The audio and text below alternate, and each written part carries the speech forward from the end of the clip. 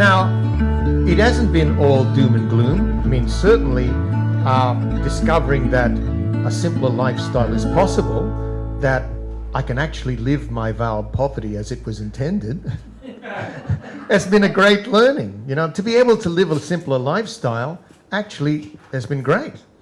To suddenly find now that things have eased up here in Queensland, that my workload has at times gone back to the way it was beforehand, I'm finding that I just don't have the energy for it anymore. I like the quieter pace, and it's a healthier pace. In fact, I talked to my spiritual director and she said, how old are you now? You know, how long did you keep that pace up for? You know, maybe your body's telling you that it's time to live a simpler lifestyle.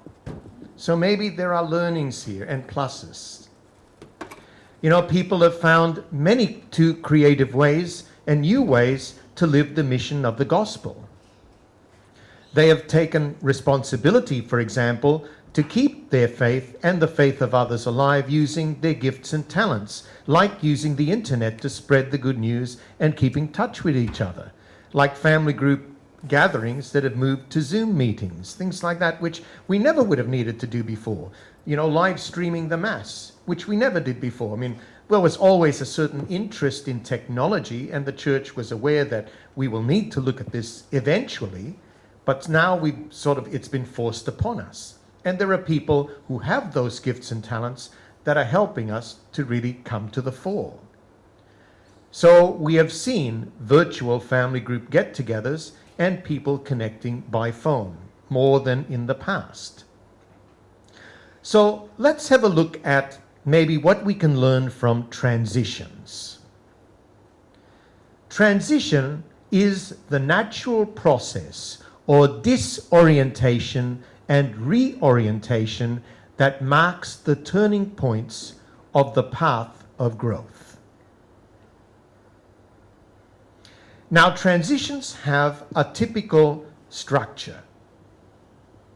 Something is ending, then there is a period of confusion or distress, what we could call a time of liminality, or we've entered kind of like a neutral zone. In other words, what we've left behind has been left behind, but the new has not emerged yet, and so we're in an in-between time. And then, of course, a new beginning emerges. So when I say that as a church, as a world, as family groups, we are in a time of transition, it means really that we are in a time of liminality.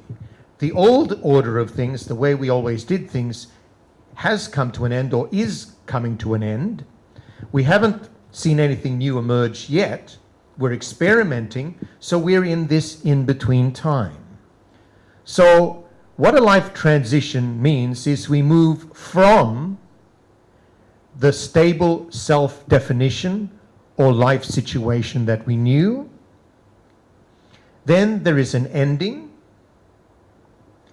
Then we move into this space of liminality. Then something new begins to emerge, so there's a new beginning, and then finally we reach a new or modified self-definition or life situation. Now, there are certain truths we can learn about endings. So let's look at endings first, then we'll look at liminality, and then we'll look at a new beginning. So some truths about endings. Endings are always fearful. In other words, we always feel frightened about something that we're used to and was stable and is coming to an end. Endings break our connection with the setting in which we have come to know ourselves. Endings awaken old memories of hurt and shame. Endings mean growing frightened, and when we grow frightened, we are likely to abort the three-phase process. In other words, that three-phase process of ending, transition, new beginning, we get frightened by it and we try to stop it. We just want to try to hold on to what we have before. That's normal for anyone experiencing an ending. Endings clear the ground for unexpected beginnings. So that's what we can learn from endings. Now let's look at liminality, that middle space, because that's where we are now. A threshold experience is what a liminality is. It's being between the old and the new. The dark night of the soul is often what the experience is about. It's often a state of anxiety and even depression. The self is separated from a fixed sense of who it is, has been, or where it is going. One is between selves, you could say. In liminal time, the space we confront the shadow or the darker dimensions or the untapped potential within us. Now, some people prefer visuals to express things. So this is a visual to give you a sense of what liminality is like. You can see it's an unfinished statue. So you can see the figure of the woman is emerging, but it has not fully emerged yet.